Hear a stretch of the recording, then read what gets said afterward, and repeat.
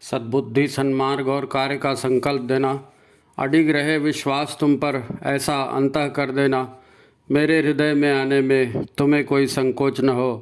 हे गुरुदेव, मुझे नज़रों से दूर कभी न होने देना। हे गुरुदेव, मुझे नज़रों से दूर कभी न होने देना। नमस्कार, गायत्री चिंतन धारा के प्रवाह में आप सभी का स्वागत है। मित्रों, मिथ्या जानकारी या मिथ्या समझ की वजह से जीवन भटक जाता है। हम सत्य और अच्छा सोचकर व्यवहार करते हैं, फिर परिणाम ठीक नहीं मिलता तो काफ़ी बुरा लगता है। गुरुदेव इसी बात पर जोर देते हैं कि मैं क्या हूँ, यह आप जान लेंगे तो आपका बड़ा लाभ होगा। मनुष्य तो दुनिया का सर्वश्रेष्ठ प्राणी है, फिर वह दुखी और परेशान रहता है, बीमार रहता है, झगड़े फसाद में फंस जाता है, तो उसका कारण उसका अज्ञान ही है। गायत्री साधना सद्बुद्धि की बात करती है, प्राणवान बनने की बात करती है, अपने बुराइयों से मुक्त होने की बात करती है। तो इसका अर्थ यही है कि मनुष्य मिथ्या मान्यताओं, मिथ्या धारणाओं का अंत करके अपने वास्तविक स्वरूप को पहचाने, जो कि यज्ञ प्रेमी देवता का स्वरूप ही है। हमारा अस्तित्व प्रकृति और परमात्मा के मेल का सुंदर उदाहरण है। आप सब जानते हैं, परमात्मा सर्वशक्तिमान होते हुए भी अदृश्य चेतन सत्ता है, और प्रकृति के भी दो रूप हैं। एक दृश्य रूप प्रकृति है और दूसरा प्रकृति का जो दूसरा रूप है वो अदृश्य ऊर्जाएं हैं। अदृश्य ऊर्जाएं हैं जिनसे प्रकृति का निर्माण होता है। ऊर्जाओं से प्रकृति बनी है, पंचतत्व है ना, तो पंचतत्व सारे ऊर्जाओं से बने हैं। ऊर्जाएं अदृश्य हैं, है ना। या प्रकृति को स्थूल रूप प्राप्त होता है वो इन ऊर्जाओं से ही होता है। तो प्रकृति के दो रूप हुए, एक जो दृश्य दिख रहा है वो, और एक सूक्ष्म ऊर्जाएं। वैसे भी परमात्मा का अस्तित्व भी प्रकृति से घुला मिला है। परमात्मा सर्वत्र व्याप्त है, प्रकृति में भी व्याप्त है। वैज्ञानिक इस संसार को ऊर्जा कणों का स्पंदन या एनर्जी वाइब्रेशन कहते हैं। वैज्ञानिक क्या कहते हैं, ये संसार क्या है? संसार कुछ नहीं है, केवल ऊर्जाओं का वाइब्रेशन है। वो चेतना को नहीं जानते, इसलिए ऊर्जाओं के वाइब्रेशन की बात करते हैं। तो बात साफ है, हम भी परमात्मा चेतना और एनर्जी वाइब्रेशन या ऊर्जाओं के विशिष्ट स्पंदन के विशिष्ट योग हैं। हम क्या हैं? ऊर्जा और परमात्मा का संयुक्तिकरण, प्रकृति और परमात्मा का योग। तब मैं ना तो शरीर हूँ और ना ही मैं मन हूँ। मैं तो वही परम तत्व हूँ, परंतु किसी का मन इस बात को नहीं मानता कि मैं वही परम तत्व हूँ। सब अपना नाम बताते हैं, अपना पता बताते हैं, जाति, वंश, देश, मैं स्त्री हूँ कि पुरुष हूँ कि बच्चा हूँ कि बूढ़ा हूँ, यही इसी तरह से अपनी पहचान बताते हैं। मेरे पास कितनी डिग्रियाँ हैं, कितनी दौलत है, मैं राजा हूँ, क्या हूँ। फिर अपनी ऊर्जाओं के आगम निर्गम को हम समझ नहीं पाते, क्योंकि हम उसी में उलझे रहते हैं कि मैं ये हूँ, मैं वो हूँ, मैं हूँ। तो जब आप हैं तो अपने स्थिति के लिए संघर्ष करते रहेंगे, तो समझने समझाने का कोई काम हमारे पास नहीं बचता। इसलिए हम जानना भी नहीं चाहते, कोई व्यक्ति नहीं जानना चाहता कि मैं क्या हूँ, है ना।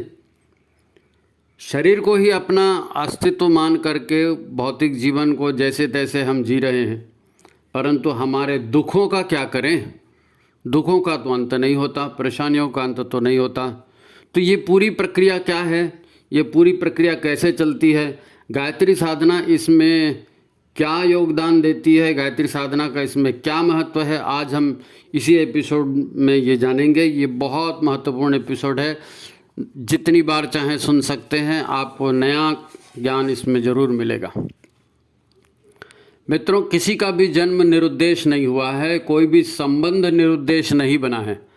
ऊर्जा और चेतनाओं का ये व्यापार है पूरा संसार, केवल ऊर्जा और चेतना का व्यापार है। यहाँ क्रिया प्रतिक्रिया अदृश्य रूप में होते रहती है। संसार क्यों इसे कहा जाता है? संसार इसलिए कहा जाता है कि प्रकृति का सम्मान करो, ईश्वर की इच्छाओं को सर्वोपरि मानो। हमें लगता है कि हमें प्रकृति और ईश्वर की व्यवस्था पर ज्ञान मत दो, हमारे पास भी बहुत ज्ञान है, हम भी बहुत सारी डिग्रियां लेके बैठे हैं और हम भी पढ़े लिखे आदमी हैं। तो पहली बात तो यह है कि आपने वह नहीं पढ़ा जो ईश्वरीय व्यवस्था और सृजन के सिस्टम को समझा सके। दूसरी बात यह है कि आप जिस मस्तिष्क पर गर्व करते हैं उसके सारे सिस्टम ही प्रकृति ने डिज़ाइन किए हैं। आपका पूरा मस्तिष्क प्रकृति का डिज़ाइन किया हुआ है और बड़े बड़े वैज्ञानिक आज तक इस प्रकृति को, इस मस्तिष्क को ही नहीं समझ पाए और आप कहते हैं हम सारी चीज़ें समझते हैं। दावा सोच लो, किसी को नहीं मालूम होता कि उसका जन्म क्यों हुआ है। जब वो मर जाता है, उसका देहांत हो जाता है, तब लोग कहते हैं कि अमुक व्यक्ति का जन्म शायद इसीलिए हुआ था। ये स्वतः को पता क्यों नहीं चलता कि मेरा जन्म क्यों हुआ, मैं क्या हूँ? क्योंकि हर व्यक्ति में दो मन एक साथ काम करते हैं। हाँ, हर व्यक्ति में दो मन एक साथ काम करते हैं। एक मन है जिसका मस्तिष्क से, उसकी संवेदनाओं से संबंध होता है, वो मस्तिष्क से जुड़ा रहता है। एक मन उसकी स्मृतियाँ है ना, और उसके इंद्रिय अनुभव, इन सब से वो जुड़ा रहता है। यह मन मस्तिष्क की सहायता से योजना बनाकर काम करता है। इसे जागृत या चेतन मन कहते हैं। एक और मन होता है, उधर ध्यान नहीं जाता किसी का, लेकिन ये मन और ज़्यादा महत्वपूर्ण है, जिससे व्यक्ति की रुचियाँ बनती हैं, व्यक्ति का स्वभाव बनता है ना, व्यक्ति का व्यक्तित्व बनता है। इसका मस्तिष्क या बुद्धि से कोई संबंध नहीं होता एक दूसरे मन का। इसलिए तो समझाने पर भी लोग कहते हैं कि हाँ समझ में आ गया, लेकिन फिर करते वही करते हैं जो उनकी रुचि का है, जो उनके स्वभाव का है। वो अंदर वाला मन है, वो उनसे करवा लेता है। प्लान वो कुछ भी बनाए, होता वही है जो भीतर वाला मन चाहता है। तो ये दो मन एक साथ शरीर में काम करते हैं और आदमी को इसका रहस्य नहीं मालूम। हम बात कर रहे थे कि किसी का भी जन्म निरुद्देश नहीं हुआ है। दरअसल सच तो यह है कि जन्म मरण यह प्रक्रिया ही अलग तरह से काम करती है। अलग तरह से यानी केवल माँ से ही नया व्यक्ति नहीं बन जाता, माँ के गर्भ में नया व्यक्ति नहीं बन जाता, माँ के गर्भ में शरीर बनता है ना। और पुराना कोई व्यक्ति इस नए शरीर को धारण कर लेता है। तो उसका मतलब क्या हुआ? मतलब ये हुआ कि व्यवहार में जन्म का संबंध माता पिता और उनके शरीर से दिखता है। संसार में सारे संबंध लिंग, जाति, प्रदेश आदि के आधार पर ही बनाए जाते हैं। ये स्थूल है, ये सब दिखते हैं। पर जिस घर का कुल खानदान या जिस देश में जन्म हो गया, तो उसी के आधार पर संबंध बनते रहते हैं, अपने आप बनते रहते हैं। देखो, थोड़ा गहरे में चलो, समझने का प्रयत्न करते हैं। हम कहते हैं कि व्यक्ति है, तो व्यक्ति माने व्यक्ति वह है जो अभिव्यक्त हो रहा है। व्यक्त शब्द क्या है? अभिव्यक्त हो रहा है। क्या अभिव्यक्त हो रहा है? व्यक्ति है ना। हम व्यक्ति हैं ना, तो हम क्या हैं? हम वो ताकत है, वो शक्ति है जो अभिव्यक्त हो रही है। कुछ शक्तियां हैं जो एक प्राणी के शरीर के रूप में व्यक्त हो रही हैं। जो ऊर्जाएं अभिव्यक्त हो रही हैं वो ऊर्जाएं दिखती नहीं हैं, पर वो ऊर्जाएं उस शरीर के माध्यम से काम करती अनुभव की जा सकती हैं। जैसे माता पिता के जीन्स बालक के शरीर में माता पिता के गुणों की स्थापना करते हैं, उसी प्रकार कुछ अन्य ऊर्जाएं भी उस बालक में काम करती अनुभव की जा सकती हैं, जो ऐसे गुण प्रकट करती हैं जो माता पिता में भी नहीं होते। तो इन गुणों को पैदा करने वाली ऊर्जाएं कहाँ से आ गई? कहीं से तो आई होंगी। जब कुछ अतिरिक्त गुण संतान में परिलक्षित होते हैं, तब ये ऊर्जाएं कहाँ से आ गई? विचार करना पड़ेगा ना। आ तो गई, आपको सब मालूम है, तो ये क्यों आई? इस विषय पर जब हम विचार करेंगे तब पता चलेगा कि माता पिता के दिए शरीर के अलावा भी व्यक्ति के पास कुछ और भी तत्व हैं, कुछ और भी ऊर्जाएं हैं। वही तो व्यक्त हो रही है ना व्यक्ति के शरीर में। पहले तो हमने दो मनों की बात की थी, तो ये अतिरिक्त ऊर्जाएं उस मनों की हैं, है नहीं, उन्हें भी उसी शरीर के माध्यम से कार्य करना है। शरीर तो एक ही है, मन दो हैं, दोनों उसी शरीर के माध्यम से काम करती हैं, चेतन मन भी और अचेतन मन भी, है ना। तो ये पुराना वाला जो मन है, जो पुराने शरीर से आया है, ये सीनियर है। पर पिछले शरीर से इन्होंने सब तो ले आया, विचार ले आए, वासनाएं ले आई, भावनाएं ले आई, पिछले शरीर से सब आ गया, लेकिन मस्तिष्क तो नहीं आया। इसलिए ये दूसरा वाला मन मस्तिष्क से काम नहीं करता। आप मस्तिष्क से 1000 सोच लो, वो चेतन मन भले उससे काम करे, लेकिन चेतन मन से ये वाला मन सीनियर है, क्योंकि इसी के आधार पर तो शरीर मिला है ना। और ये बोलता है मेरे को शरीर मिला है तो शरीर मेरे हिसाब से चलना चाहिए। और वो केवल इमोशन के आधार पर चलता है, दिमाग के आधार पर नहीं। केवल भावनाएं और संकल्प की ऊर्जाएं ही इनके पास है। तो कभी भी बिना दिमाग के अचानक ही कुछ परिस्थितियां बन गई तो इनकी भावना तक ऊर्जाओं पहुंच गई और उनके अनुकूल ये तपाक से काम कर जाती हैं, अंदर वाला मन। कभी तो व्यक्ति को स्वयं को भी पता नहीं चलता कि अरे मेरे से ये क्या हो गया। करने वाले को भी पता नहीं चलता, अरे भाई बोलता भी है वो, पता नहीं मेरे को उस समय क्या हो गया यार, मैं ऐसे ही कर दिया। तो पता नहीं क्या हो गया, मतलब अंदर में मन है और उसी मन के लिए तो ये शरीर मिला है, दिमाग नहीं है उसके पास। तो वो जहाँ मौका आया अपने हिसाब से काम कर जाता है, फिर दिमाग को पता ही नहीं चलता कि कैसे हो गया, है नहीं। तो दो तरह के काम ही तो आदमी करता है। एक चेतन मन से करता है, मस्तिष्क से विचार करके प्लान बना के करता है, और दूसरे तरह के काम स्वभाववश हो जाते हैं। व्यक्ति का दिमाग रोकता भी है कि नहीं अब से नहीं करूँगा, दारू नहीं पीऊँगा, सिगरेट नहीं पीऊँगा, ये नहीं करूँगा, वो नहीं करूँगा, पर अचानक भीतर से ऊर्जा का आवेग आता है और काम हो जाता है। आदमी देखते रह जाता है कौन कर दिया, है नहीं। तो इसमें वही बात सिद्ध होती है कि मनुष्य के हाथ पैर हैं, मनुष्य ढांचा है, मशीन है, असल काम शरीर का संचालन तो मन करता है। अब वो चेतन मन करे कि अचेतन मन करे, लेकिन शरीर केवल ढांचा है, केवल मशीन है, काम तो मन करता है। आगे हम देखेंगे कि मन के साथ प्राण ऊर्जा किस प्रकार जुड़ी होती है नहीं। देखो, सृजन की शुरुआत कहाँ से होती है। शास्त्रों में बताया गया है कि ईश्वर के जो है संकल्प से, ईश्वर ने संकल्प लिया एको हम बहुश्यामी, और ओंकार का नाद हुआ, और ओंकार से फिर अहंकार क्या बोलते हैं उसको, ओंकार के नाद से ही सारी सृष्टि बनी ना। महत तत्व, ओंकार के नाद से महत तत्व बना, और महत तत्व से फिर अहंकार बना और मन बना, और ये सारा, ये मतलब शास्त्रों में लिखा हुआ है, सत्य है, वेदों में लिखा हुआ है। तो ईश्वर का संकल्प प्रकृति में हलचल पैदा करता है, सत रज तम का संतुलन बिगड़ता है।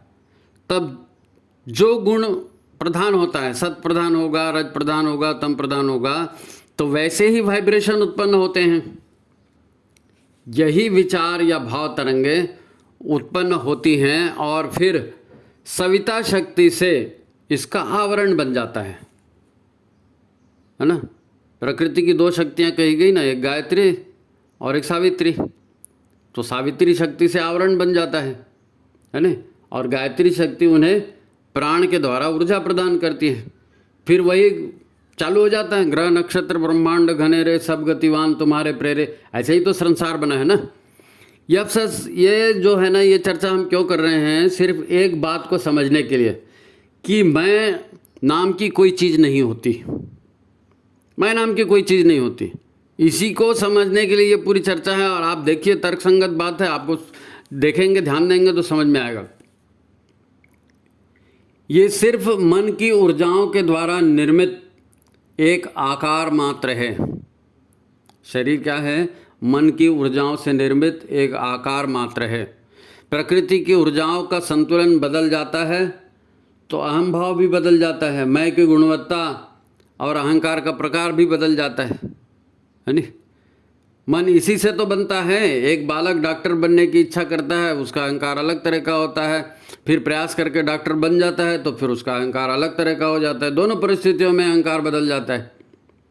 बच्चे बड़े होते हैं, माता पिता बन जाते हैं तो फिर उनका स्वरूप बदल जाता है, तो वो अपना उनका अहंकार भी बदल जाता है कि हम तो माँ हैं, हम तो बाप हैं, हम फलाने ठिकाने। तो व्यक्ति की भावनाओं, विचारों और संकल्पों का ये सारा खेल है।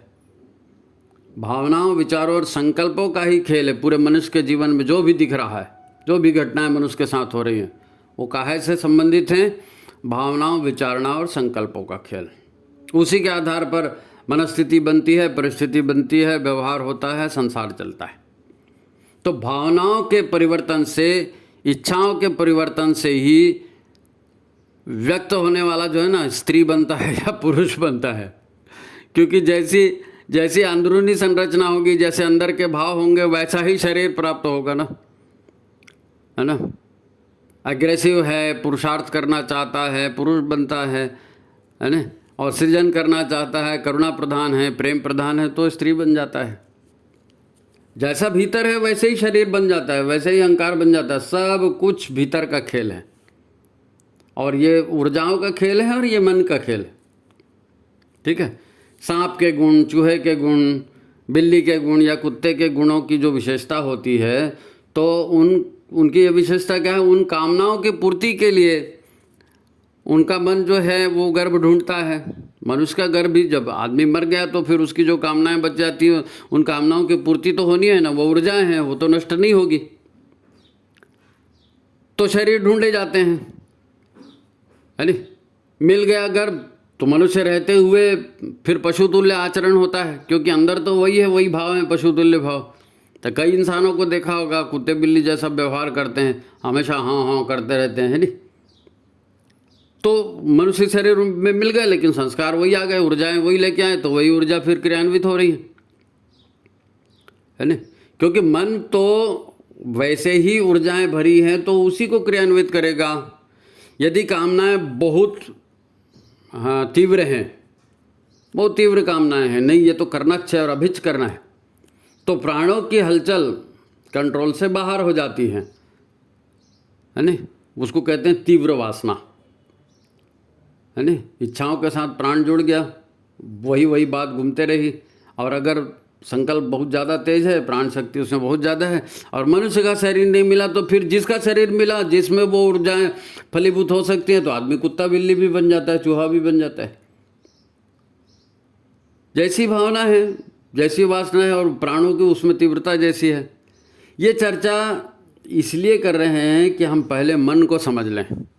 ठीक है ना। तो कोई भगवान हमारी तकदीर बनाता है, किसी के घर में भगवान ने पैदा कर दिया, कोई गरीब बन गया, अमीर बने, भगवान की इसमें कोई गलती नहीं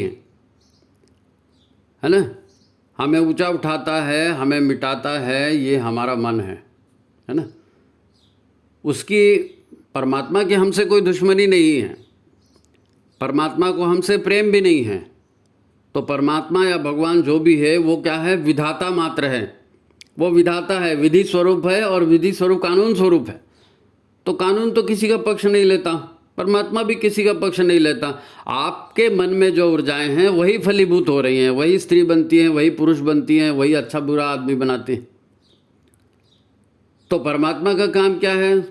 सब कुछ परमात्मा यही देखता है कि सब कानून से चलते रहे, प्रकृति अपना काम करते रहे, सत रज तम गुण अपना अपना काम ठीक से करते रहे। ये देखने का काम परमात्मा का। बस परिवर्तन केवल और केवल हमारे चिंतन, हमारी कामना और हमारे संस्कारों से होता है।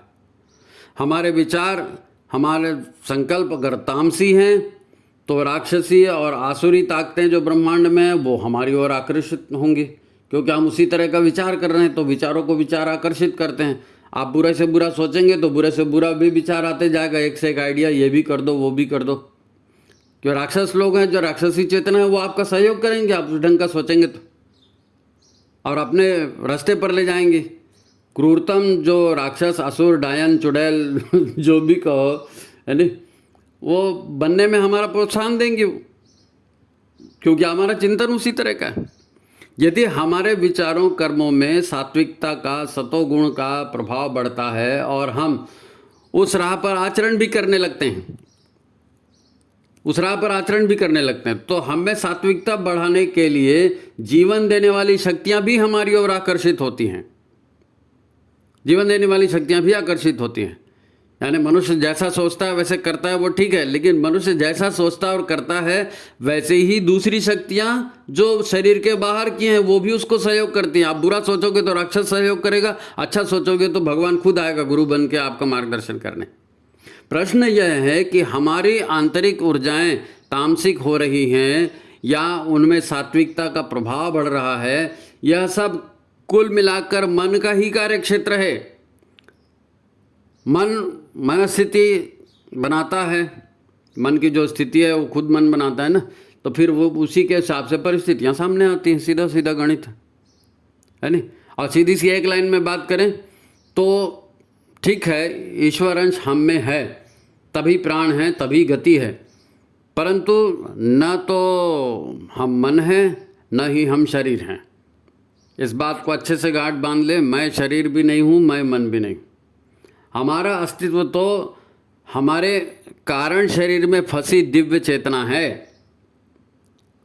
हम ईश्वर स्वरूप हैं और वो ईश्वर का अंश फंसा हुआ है कारण शरीर में, वो हम हैं वास्तव में। और ये सब बाहरी कलेवर हैं।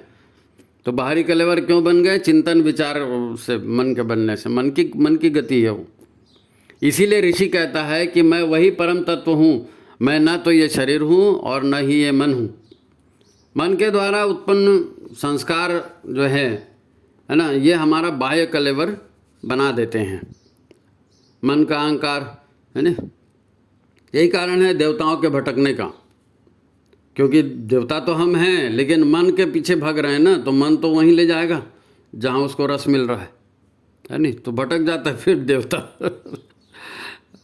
हमारे यहाँ कहा गया है मन एव मनुष्याणाम बंधन मोक्ष कारकम। मन को पहले समझ लेंगे तो सारी गति समझ में आएगी। और हमारे शास्त्र कहते हैं कि मन एव मनुष्याणाम बंधन मोक्ष कारकम, यानी मन ही है जो व्यक्ति को बंधन में डालता है और मन ही है जो उसको मुक्त भी कराता है। तो किस चीज़ का बंधन? मन किस चीज़ के बंधन में डालता है? तो मन प्रकृति का बना हुआ है, तो मन माया के बंधन में डालता है। माया क्या है? माया क्या है? माया वो है जो मनुष्य को भटकाती है। कैसे भटकाती है माया? तो माया हमारे मन को भ्रम में डाल देती है। माया का काम क्या है? मन को भ्रमित करना।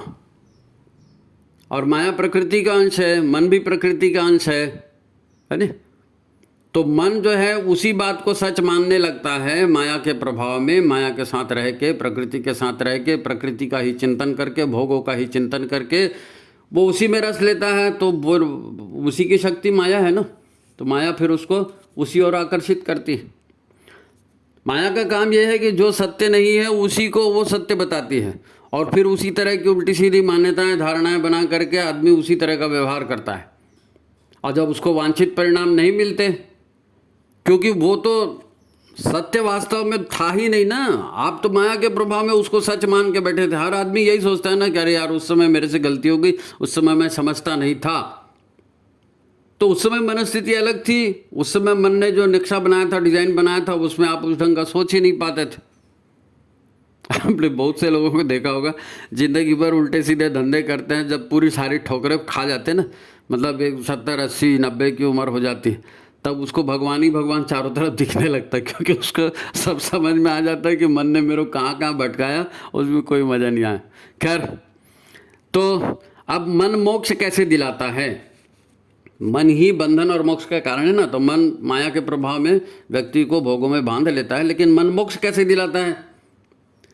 किस चीज़ से मुक्ति दिलाता है? मन ही मुक्ति भी दिलाता है ना। तो मन जो है ये गुरु के प्रति जब आकर्षित हो जाता है ना, सत्कर्म कर दिया आपने, कुछ सत्कर्म कर दिए तो गुरु का ध्यान आपके ओर गया, गुरु के सानिध्य मिला, तो फिर गुरु के ओर आकर्षण बन गया है नी। तो ज्ञान के प्रति अगर आप आकर्षित हो रहे हैं है नी, और भोगों के बजाय आपको ज्ञान में, सत्कर्मों में रुचि आ रही है, उस ढंग का आप कर रहे हैं, और गुरु का सानिध्य उसी से मिलेगा, वो पात्रता है गुरु के आने की। गुरु आप सुपात्र बनेंगे तभी गुरु आएगा ना। तो आप सत्कर्म करेंगे तो सुपात्र बनेंगे, सुपात्र करेंगे तो गुरु की सहायता मिलेगी। और जब गुरु के साथ आएंगे तो वही मन अगर गुरु के प्रति आकर्षित हो गया तो वही मन जो भोगों के लिए प्रेरित करता था वो तप करने के लिए भी प्रेरित करता है। मन ही प्रेरित करता है कि नहीं मेरे को इतने लाख का अनुष्ठान करना है, मेरे को ये तप करना है, मेरे को चंद्रायण व्रत करना है, जो भी करना मन कहता है ना, तब तो करते हैं। तो मन जब गुरु के प्रभाव में आता है तो गुरु की प्रेरणा से काम करता है। मन की कोई गलती नहीं है, मन को जैसा वातावरण मिलेगा वैसी करेगा, है नहीं। तो जब मनुष्य तप करता है, अपनी पाप ऊर्जाओं का जो है भ्रांत धारणाओं का, भ्रांत मान्यताओं का त्याग करता है, तब उसके भीतर स्वतः ही अपने आप सत्य का ज्ञान प्रस्फुटित होते जाता है। उसकी प्रज्ञा, बुद्धि का जागरण ऋतंभरा प्रज्ञा में होते जाता है। यही सत्य का ज्ञान माया से मुक्ति कहलाता है। ज्ञान मिल गया ना, तब साधना से आपने सारी विकृतियां हटा दी तो ओरिजिनल स्वरूप सामने आ गया। देखो हम प्राणी तो हैं, व्यक्ति भी हैं, पर हमें मनुष्य क्यों कहते हैं? क्योंकि हम पर जो है मन हावी होता है। अन्य प्राणियों का भी मन होता है, वो भी मनमाना आचरण ही करते हैं, परंतु वो मन के पूर्ण स्वरूप को जान नहीं पाते। उनकी क्षमता ईश्वरीय व्यवस्था के कारण सीमित कर दी गई है। ईश्वरीय व्यवस्था के कारण मतलब भोग योनि कहा गया ना, तो भगवान ने उसको उसी तरह का दिया कि तू अपना ज़्यादा दिमाग मत लगा, तेरे को जो बोला गया वो कर, खा पी बच्चे पैदा कर और मर जा। तो सामान्य प्राणी का मन जो है उसी तरह का होता है। केवल वह प्राणी जो अपने मन की भी जांच पड़ताल कर सकते हैं, मन की जांच पड़ताल कर सकते हैं, ध्यान लगा सकते हैं, अपने बारे में चिंतन मनन कर सकते हैं कि मैं क्या हूँ, मैंने ठीक किया कि नहीं किया, ऐसे जो लक्षण दिखाता है वो मनुष्य है। मन तो सब में है, लेकिन मनुष्य की ये मन की विशेषता है कि वो अपना विश्लेषण चिंतन भी कर सकता है, आगे के लिए सोच भी सकता है। हालांकि मनुष्य भी अज्ञान की अवस्था में पूर्णतः मन की ऊर्जाओं के द्वारा ही संचालित होते रहता है नहीं। कुछ लोग ये कहते हैं कि भाई हम मनु के वंशज हैं इसलिए मनुष्य हैं, तो ये भी एक दृष्टिकोण है नहीं कि मनु के वंशज हैं तो मनुष्य हैं। तो ठीक है भाई, आपने कह दिया, हमने मान लिया, कोई दिक्कत नहीं। हमारे व्यवहार से हमारा मन व्यक्त होता है, क्योंकि हम तो शरीर हैं, काम मन कर रहे हैं ना, इसलिए हम व्यक्ति हैं। व्यक्त हो रहे हैं ना, इसलिए व्यक्ति हैं। क्या व्यक्त हो रहे हैं? वो ऊर्जाएं हमारे भीतर से व्यक्त हो रही हैं जो मन में हैं। ये सारे जो शब्द हैं ना, ये निरर्थक नहीं है, इन शब्दों का बड़ा ज़बरदस्त अर्थ है। व्यक्ति कह दिया, मनुष्य कह दिया, तो उसका मतलब क्या है आपको मालूम होना चाहिए, है नहीं। खैर, हमारे शरीर से हमारे मन की ऊर्जाएं ही तो प्रकट होती हैं, वही तो काम करती हैं। जब आप गायत्री उपासना के लिए शुद्ध पवित्र शरीर और निर्मल भाव से बैठते हैं, तब आप ब्रह्मांड की प्राण स्वरूपा आदि शक्ति का ही आवाहन करते हैं। यही तो पद्धति बताई है नहीं। और इस आह्वान करते हैं माने क्या? अपनी जो इंटरनल वायरिंग जो है ना उसको ठीक करने का काम करते हैं, शिखाबंधन करके, है नहीं। चिद्रूपिणी महामाया शिखाबंधन करके क्या करते हैं? अपनी प्राण शरीर की वायरिंग को ठीक करते हैं, कषाय कल्मश को हटाने का भाव करते हैं ताकि वो ऊर्जा भीतर उतर सके, रास्ता साफ हो सके। फिर हमको कहा जाता है कि रीढ़ की हड्डी को सीधा करके उस प्राण शक्ति का आह्वान करो, है नहीं। और प्राण शक्ति के आह्वान के साथ बिल्कुल पूरा इंस्ट्रक्शन दिया हुआ है। लोग बोलते हैं ध्यान कैसे करें, सब हमारे जो दैनिक जो साधना के क्रम में उसी में सारा दिया हुआ है कि क्या करें, कैसे साधना करें। तो प्राण शक्ति का आह्वान करते हैं। हम क्या करते हैं? प्राणायाम ओम भूः स्वादिष्ठान चक्र, ओम भुवः, है नहीं, और ओम भू मूलाधार चक्र, ओम भुवः स्वादिष्ठान चक्र, है नहीं। उसके बाद जो है पुनः जो चक्र हम अब आह्वान कर रहे हैं, ओम भू, ओम भुवः, ओम स्वः, है नहीं, ये मणिपुर चक्र है ना, ओम जनः, ये आपका हृदय चक्र, अनाहत चक्र, ओम जना, ओम तपः आज्ञा चक्र, है नहीं। ये जो ओम भू, ओम भुवः, ओम स्वाहा, ओम महा, ओम जना, ओम तपः, ओम सत्यम, ये एक एक चक्र में प्राण को स्थापित करने का भाव इनके पीछे है भाई। तो इस तरह की साधना करनी है, प्राण को संचालित करना है सातों चक्रों में। तो गायत्री की कृपा इसी से प्राप्त होगी, और इसी से जो ऊर्जा हम प्राण चक्रों में स्थापित करते हैं प्राणायाम आदि के द्वारा गायत्री उपासना के पूर्व, है नहीं, यही प्राणाकर्षण है। हम भावना करते हैं कि प्राण यहाँ आ रहा है और स्थापित हो रहा है, तो जब प्राण आप भावना करेंगे तो वो स्थापित होगा, है नहीं। सारे कषाय कलमश जो है ये प्राण ऊर्जाओं के आने से ये नष्ट होते हैं ना। और फिर हम भावना करते हैं कि हम जो श्वास छोड़ रहे हैं इसके साथ सारे विकार जो है, निगेटिविटी पूरी बाहर जा रही है। यही तो हमारी पूजा पद्धति है ना, शिखा बंधन से, प्राणायाम से, इनसे, गुरु आह्वान, गायत्री आह्वान से। तो जब हम ये सब करते हैं, चूँकि मन, शरीर और जो है प्राण, इनका घनिष्ठ संबंध है। ये मन जो है, प्राण जो हमारे जो 5 कोष कहे गए ना, अन्नमय कोष, मनोमय कोष और प्राणमय कोष, तो मनोमय कोष और प्राणमय कोष का घनिष्ठ संबंध है। मन और शरीर का भी है, लेकिन मन और प्राण का भी घनिष्ठ संबंध है। ईश्वर प्रदत्त प्राण को कार्य के निमित्त जो है मन नियोजित करता है। कोई भी काम करना है तो मन ही प्राण को वहाँ नियोजित करता है। मगर मन प्राण को न लगाए, है नहीं, तो काम नहीं होगा। आप सोचते हैं और अगर मन नहीं लगता तो वो लिखा हुआ भी, पढ़ा हुआ भी भूल जाते हैं कहाँ है, अरे क्या बोला, फिर से बोलना, क्योंकि मन के साथ प्राण नहीं था। प्राण नहीं था तो काम नहीं हुआ, सुनाई भी नहीं दिया। जब हम प्राणाकर्षण के साथ भर्गो देवस्य धीमहि की भावना करते हैं तो वास्तव में उस प्राण ऊर्जा से हम प्रार्थना करते हैं कि वो प्राण ऊर्जा जो है, हमारी सारी निगेटिविटी, हमारी सारी पाप ऊर्जा जो इन 7 चक्रों में, 72,000 नाड़ियों में है ना है, तो हे प्राण देवता आप ही इसको डिलीट कर दो, है ना। भर्गो देवस्य धीमहि धियो न प्रचोदयात् बोलते हैं ना, तो वो क्या है, निगेटिविटी को भस्म करने के लिए प्राण से आह्वान करते हैं। देखो, मन तो विचारों का पुंज है ना, पर विचार स्वतः काम नहीं कर सकते जब तक मन की ऊर्जा नहीं होगी। विचार निरर्थक हैं अगर मन की ऊर्जा उसके साथ नहीं लगी तो। बहुत से लोग बहुत सारा सोचते हैं, मैं ये कर दूंगा, मैं वो कर दूंगा, नहीं कर पाते। क्यों?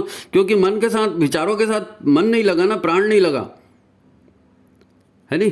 तो ये विचार जो हैं ये प्राण के साथ मिलकर के ही क्रियान्वित होते हैं।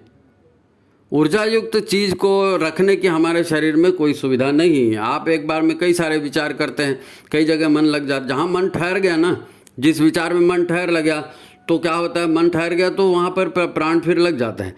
अब आपको वो करने का मौका मिला तो ठीक है, नहीं करने का मौका मिला तो, अब वो कंडेंसर बहुत सारे हैं 72,000 नाड़ियों में, तो एक एक कंडेंसर में वो जो है इकट्ठे होते जाते हैं। 72,000 नाड़ियों में गठाने बनती जाती है उन ऊर्जाओं की, है नहीं। तो ये सब संग्रहित होते रहता है 72,000 नाड़ियों में, और यहाँ से ज़्यादा हो जाता है तो चक्रों में ट्रांसफ़र कर दिया जाता है। तो ये सिस्टम है विचारों का, और उसके साथ प्राण जुड़ जाता है। बार बार आप उस तरह का चिंतन करते हैं, बार बार परिस्थितियाँ आती है तो प्राण उसके साथ जुड़ गया। अब विचार क्रियान्वित नहीं हो रहे हैं तो वो विचार स्टोरेज भी होते हैं ना 72,000 नाड़ियों में और 7 चक्रों में, है नहीं। ज़्यादा होने पर, है ना, क्या होता है, स्थूल शरीर में विकार उत्पन्न हो जाते हैं। यदि आप बहुत सारा कुछ करना चाहते हो और वो नहीं हो रहा है तो लोग बोलते हैं ना, इसको फ्रस्ट्रेशन हो गया, इसको डिप्रेशन हो गया। क्योंकि फ्रस्ट्रेशन, डिप्रेशन क्या है, आपने जो सोचा था, जिस पर आपके प्राण लगे थे, वो आप काम नहीं कर पा रहे हो, तो फिर वो शरीर में पहले मना शरीर में विकार उत्पन्न करेगा। ऊर्जा शरीर में तो संचित है, ऊर्जा शरीर से वो डिस्चार्ज नहीं हो पा रहा है, ऊर्जा शरीर से डिस्चार्ज मना शरीर करेगा, मना शरीर भी डिस्चार्ज नहीं कर पा रहा है, तो फिर शरीर में विकार उत्पन्न होंगे। ये जितनी मानसिक बीमारियां हैं, ये मानसिक बीमारियां क्या है, मन के द्वारा उत्पन्न की गई है। मन में जो निगेटिविटी आ गई थी, जो कर्म की ऊर्जाएं संकलित हो गई थी, वो क्रियान्वित नहीं हो पाई तो कहीं से तो निकलेगी बाबा। शरीर में फोड़ा क्यों होता है, रक्त के विकार हैं। अब वो रक्त विकार फोड़े के रूप में निकल रहे हैं तो वैसे ही सारे मनोविकार वो बीमारियों के रूप में निकलते हैं। शरीर के जो 6 ऊर्जा चक्रों में, है ना, ये ऊर्जाएं संग्रहित की जाती है। ये ऊर्जा चक्र भी एक तरह से सर्वर जैसा काम करते हैं, सर्वर जैसे काम करते हैं।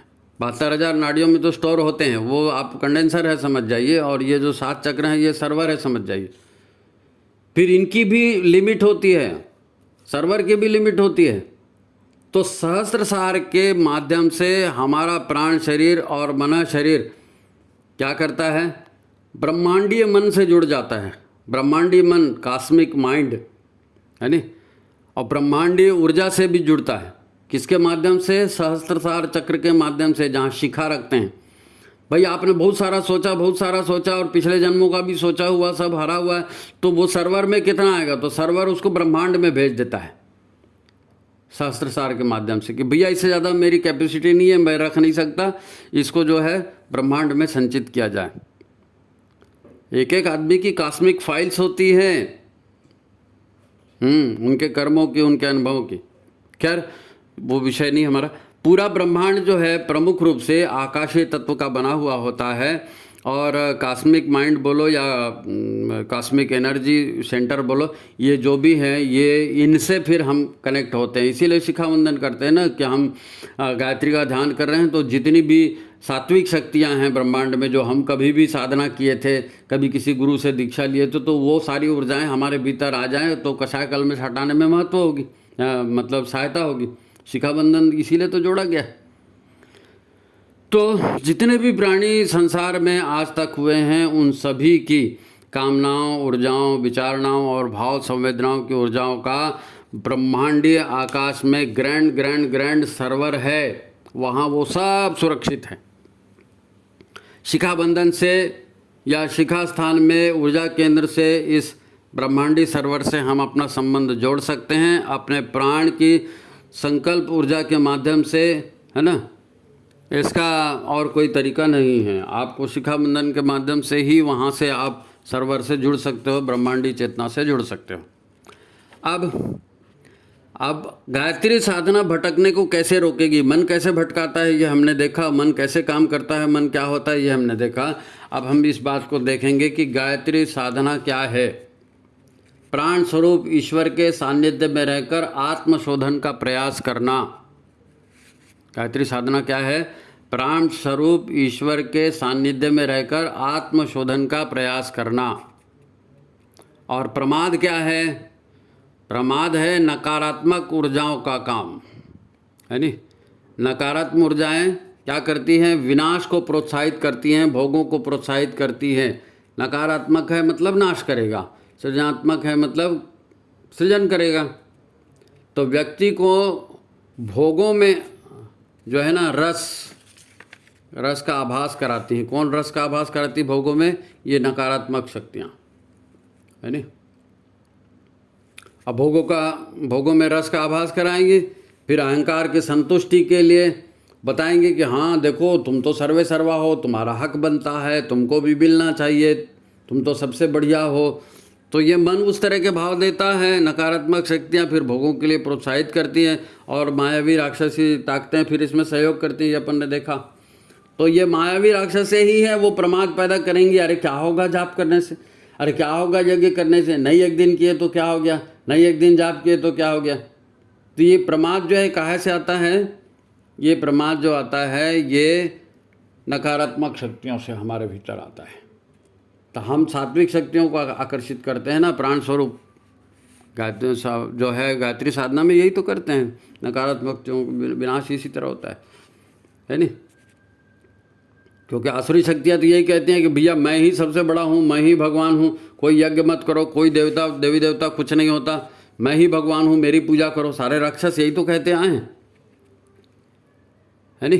संसार में हमें सब जो है ना मौका मिलता है नी। और मन हमको यही कहता है कि देखो ये सुंदर संसार है नी। पर अब हमारे पास टाइम तो लिमिटेड है। इनसे हमारे संसार का जो हमारे अंदर का जो ईश्वर का अंश है, आत्म चेतना के रूप में जो ईश्वर का अंश हमारे भीतर है, वो इस संसारिकता में ज़रा भी खुश नहीं होता। मन भोग करता है, आनंद लेता है, और फिर शरीर शिथिल होता है, शरीर रोगों का शिकार बन जाता है। लेकिन चेतना को ये सब अच्छा नहीं लगता, क्योंकि वो तो ईश्वर का अंश है, उसको इस रस में आनंद नहीं है, उसको प्रेम रस में, ईश्वरीय रस में आनंद है। तो वो उधर जाने की सोचती है, परंतु मन अवरुद्ध करता है ना। मन के हाथ में तो शरीर है नहीं। गायत्री क्या करती है? जब हम गायत्री से प्राण शक्ति मांगते हैं ताकि हमारे कषाय कल्मश, हमारे मन के विकार जो हैं वो प्राणों की सहायता से भस्म हो सकें, प्राण उनको भस्म कर दें। नहीं तो यही फिर हमको दुख देकर हमको नष्ट कर देंगे ना। क्योंकि संसार मन वही लगता है जहाँ उसको रस मिलता है है नहीं, जिसमें वो टिका वहाँ प्राण मिला तो भोग के लिए गया, कामना बनी। ये सारा सिस्टम अपन बता चुके हैं पहले भी। तो प्राण को अंतःकरण में धारण करके उसके भर्ग के माध्यम से सारी निगेटिविटी को भस्म करना, यही तो गायत्री साधना है ना। तो मन भाव से गायत्री साधना करेंगे, मन में मतलब प्राण लगा करके सच्चे दिल से गायत्री मंत्र का जाप करेंगे, तभी वो साधना पूरी होगी, है नहीं। और ये ध्यान रखना है कि साधना करके मेरे को अपनी निगेटिविटी खत्म करना है, इसलिए है प्राण देवता तुम ये काम करो, ये भाव आने चाहिए मंत्र जाप करते समय। ईश्वर ने हमें माता पिता पत्नी पुत्र धन ऐश्वर्य सब कुछ दिया, वो इसलिए कि इन्हें भोग कर देख ले भाई, इनसे कुछ नहीं मिलने वाला। जिन्हें आप अपना कहते हो वो सब छोड़ देंगे, जिनसे प्रेम करते हो वही धोखा देंगे, जिनसे विश्वास करते हो वही धोखा देंगे, प्रेमी छोड़ के चले जाएंगे, ये तुम्हारे भावनाओं की धज्जियाँ उड़ा देंगे। इसलिए भगवान ये सब दे देता है कि इसको देख ले और समझ ले। अब मन तो है 5 भूतों का संस्कार तत्व है, वो जड़ प्रकृति का अंश होने से बार बार उन्हीं को उसी भोगों में ही नवीनता दिखता है। अरे पिछली बार हुआ था, चलो इस बार, और पिछली बार चलो इस बार, तो मन उधरी खींचता है। ये संघर्ष है, आंतरिक संघर्ष। जो भी गायत्री के साधक हैं वो एक बात अच्छे से समझ लें, जो भी गायत्री के साधक एक बात अच्छे से समझ लें। अब हम अंतिम की ओर जा रहे हैं। आखिरी चीज़ है कि मन को ईश्वर में, यज्ञ में, सत्कर्मों में हम लगा सकें और अपनी चेतना को परमात्मा चेतना में विलीन करके सारे दुख कष्टों से मुक्त होकर, है ना, हम जो है सच्चिंतन स्वरूप हो जाएं, सच्चिदानंद स्वरूप हो जाएं, परम तत्व बन जाएं। ये परमात्मा चाहते हैं। परमात्मा यही चाहते हैं कि ये सब समझ ले संसार क्या है और इन दुखों से मुक्ति होने के लिए इन विकारों को दूर कर ले, इन विकारों को दूर कर ले और तू मेरा बेटा है, मेरे में वापस आ जाए। ये परमात्मा चाहते हैं, लेकिन मन ये कहता है कि ये संसार है, इसको भोग कर लें, है ना।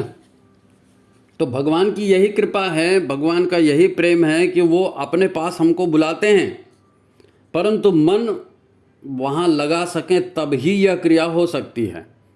मन भोगों में लगा है तो भोगों से मन को हटा करके गुरु में लगाना, गुरु ही हमको फिर भगवान से लगा देंगे। बोलते हैं ना, बलिहारू गुरु अपनो जिन गोविंद दियो बताए। तो गुरु ही भगवान से जोड़ते हैं। तो पहले तो गुरु से ही मन लगेगा ना, तो गुरु से मन लगाएंगे, फिर गुरु आपको रास्ता बताएंगे। रुकावटें जो है ये प्राण दूर कर सकता है अगर वो गुरु के चरणों में लगे, है नहीं। परंतु प्राणों पर कब्जा है मन का और मन जाता है प्रकृति के तरफ। ठीक है, अब प्रकृति आपको कभी भी भोग के लिए ही आमंत्रित करेगी, क्योंकि प्रकृति चाहती है कि संसार चलता रहे।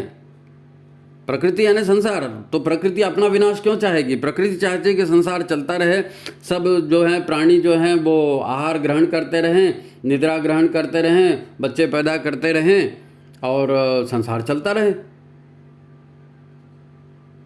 यही तो प्रकृति चाहती है। प्रकृति को अपना स्वार्थ है ना, उसको इस बात से कोई मतलब नहीं है कि आपकी आत्मा की उन्नति हो रही है कि नहीं हो रही है, आप गड्ढे में जा रहे हो, सड़ रहे हो, मर रहे हो, ये प्रकृति का देखने का काम नहीं है। भगवान को दया आती है, भगवान आपको इनसे उबारने की कोशिश करते हैं, लेकिन एक कदम आपको भगवान की ओर बढ़ाना पड़ेगा गुरु के माध्यम से। ईश्वर तो बुला रहे हैं ना, दुखों से मुक्ति का तो वो रास्ता तो वो दिखा रहे हैं, गुरु के माध्यम से आए। इसलिए गुरु हमको क्यों मिल गए, इस बात को जिसने समझ लिया उसका बेड़ा पार है नहीं। क्योंकि मन जो है ये पाश यानी क्या होता है? बंधन। तो मन ने संसार के बंधनों से बांध करके रखा है। सब संसार के मन के बंधनों से जो जीवन जी रहे हैं वो बंधन यानी पाश से बंधा हुआ जो जी रहा है वो पशु तुल्य जीवन जी रहे हैं और अहंकार से जोश में आते हैं, फिर हर उल्टा सीधा काम कर रहे हैं, हर उल्टा सीधा काम कर रहे हैं। अहंकार से अपने अस्तित्व को जोड़े रखना, आप अहंकार और अपने मन के आधार पर अपने शरीर को चलाना, यही देवता का भटकना कहलाता है। देवता भटक गया माने क्या हो गया? अपने मन माफिक चल रहा है, अपने अहंकार के माफिक चल रहा है और पेट प्रजनन के आगे कोई विचार नहीं कर रहा है, ये देवता भटक गया।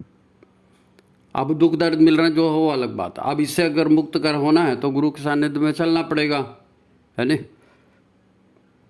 अब गुरु स्वयं हमारे पास चल करके आए हैं, है ना, तो आगे तो काम हम ही को करना पड़ेगा। तो प्रश्न ये है कि क्या मन की बिल्कुल न सुने?